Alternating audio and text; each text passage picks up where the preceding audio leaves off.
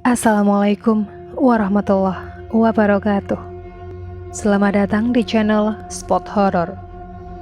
Di video kali ini aku akan membawakan sebuah cerita horor di mana ada 3 orang yang dibawa angkot siluman.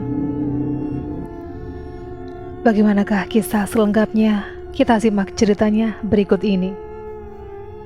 Waktu itu pas bulan puasa tahun 2011. Pabrik rotan tempat Bu Jai bekerja rencananya akan melemburkan karyawannya karena barang-barang harus segera jadi dan akan segera loading kontainer malam itu juga. Kejadiannya pas hari Kamis malam Jumat Kliwon. Memasuki waktu buka puasa, semua karyawan berkumpul untuk menikmati buka puasa bersama. Di sela-sela acara buka puasa, si pemilik pabrik, sebut saja namanya Bu Haji, memberitahukan kepada karyawannya bahwa akan ada lembur dan pulangnya semua karyawan akan diantar dengan kendaraan milik perusahaan. Hubungan antara pemilik pabrik dan karyawan sudah sangat akrab, seperti layaknya seorang teman. Tiba-tiba salah satu karyawannya yang bernama Bu Jai nyeletuk dalam bahasa Cirebon. Halah, pan diantar nganggo apa? Diantar nganggo katil.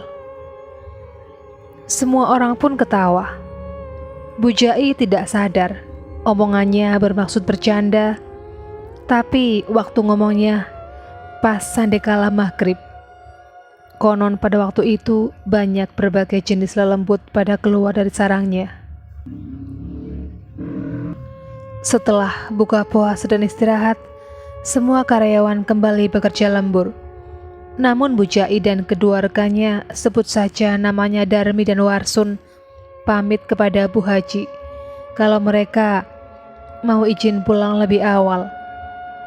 Karena mereka pulang duluan, otomatis mereka pulang dengan kendaraan umum. Ketika mereka bertiga keluar dari pintu pabrik, di depan sudah ada angkot yang sedang ngetem menunggu penumpang. Angkotnya namanya GP jurusan Gunung Sari Pleret. Bu Jai dan Darmi berdiri menunggu di samping angkot. Sedangkan Warsun pamit sebentar mau menukar uang di toko seberang jalan. Setelah Warsun selesai menukar uang, dia pun menuju ke tempat Bu Jai dan Darmi menunggu. Bu Jai dan Darmi segera mengajak Warsun naik angkot. Namun Warsun menolak, karena menurutnya angkot tersebut tidak ada sopirnya. Anehnya, menurut Bu Jai dan Darmi, angkot itu ada sopirnya. Karena Warsun gak mau debat, dia akhirnya menurut untuk ikut naik angkot tersebut. Mereka bertiga menaiki angkot dan angkot segera melaju. Anehnya, tidak terdengar suara mesin mobil, namun angkot terasa bergerak. Mereka bertiga asyik ngobrol tanpa peduli bahwa angkot yang dinaikinya adalah angkot siluman atau angkot hantu. Beberapa saat kemudian, angkot berhenti dan menaikkan 2 penumpang. Menurut Bu Jai, penumpang tersebut layaknya 2 mahasiswi. Anehnya penumpang itu memakai rok panjang berwarna putih dan rambutnya panjang sampai menutupi wajahnya. Angkot pun kembali bergerak. Pemandangan di luar kaca jendela terasa aneh.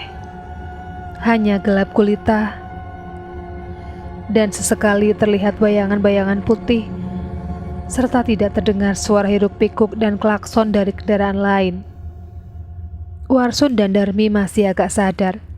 Mereka berdua berpegangan tangan, sementara Bu Jai matanya terus memandangi 2 penumpang misterius tadi.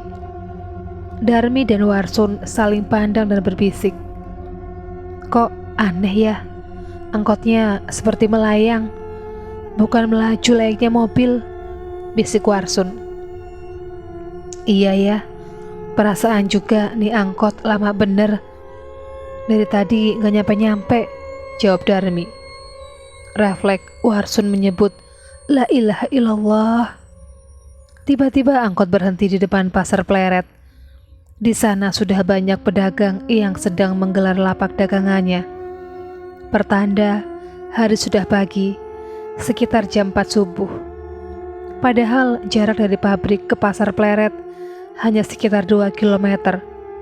Warsun dan Darmi segera turun dari angkot.